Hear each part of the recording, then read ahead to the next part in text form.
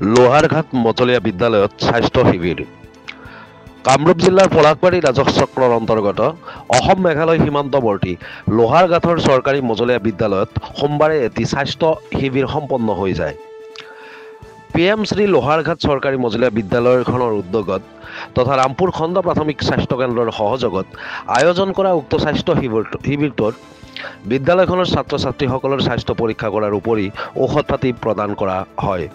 আনহাতে বিদ্যালয়খনৰ শিক্ষক শিক্ষয়িত্ৰী তথা কৰ্মচাৰীসকলৰ সহযোগত শিক্ষক ভাস্কৰ জ্যোতি দাসে আঁত ধৰা এটি সজাগতামূলক অনুষ্ঠানৰ প্ৰধান শিক্ষক ধীৰাজ চন্দ্ৰ দাসে ছাত্ৰ ছাত্ৰীসকল সুস্বাস্থ্যৰ অধিকাৰী হোৱাৰ ক্ষেত্ৰত গ্ৰহণ কৰিবলগীয়া বিভিন্ন দিশ সম্পৰ্কে পৰামৰ্শ আগবঢ়ায়।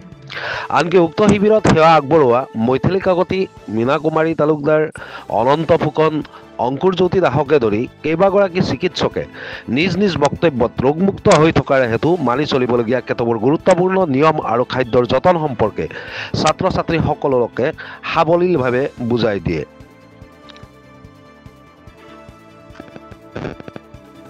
বিদ্যালয়ৰ তৰফৰ পৰা আন্তৰিক অভিনন্দন জ্ঞাপন কৰিছোঁ যে আপোনালোকক জনাবলৈ পাই সুখী হৈছোঁ যে আমি আমাৰ PMC স্কুলৰ এটা ফাণ্ড আছিল, সেইটো হেল্থ চেকআপ বুলি, আৰু সেইটো ইউটিলাইজেশ্যনৰ কাৰণে আমি আগবাঢ়ি গৈছোঁ আৰু চৰকাৰৰ নিৰ্দেশ মতে আমি তেখেতসকলৰ সহায় সহযোগত এই কেম্পটো চলাই যাম বুলি আমি মনস্থ কৰিছোঁ।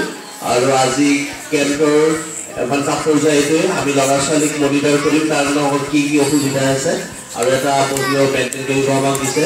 বাকীখিনি আমি বাইদেউক কৈছোঁ আৰু তেখেতসকলৰ পৰামৰ্শ মতে আমি আগবাঢ়ি যাম।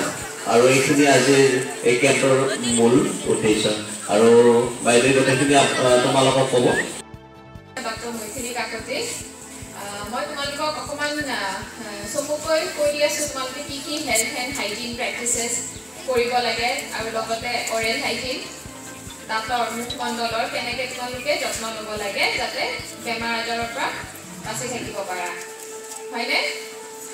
চবতকৈ ইম্পৰ্টেণ্ট হৈছে মানে টু হেভ গুড হেল্থ। চবতকৈ ইম্পৰ্টেণ্ট হৈছে যে আমি কিছুমান হাইজিন প্ৰেক্টিচ কৰোঁ, কিছুমান হাইজিন হেবিটছ কিছুমান প্ৰেক্টিচ কৰোঁ। তাৰে মাজতে আহে অৰেল হেবিটছো।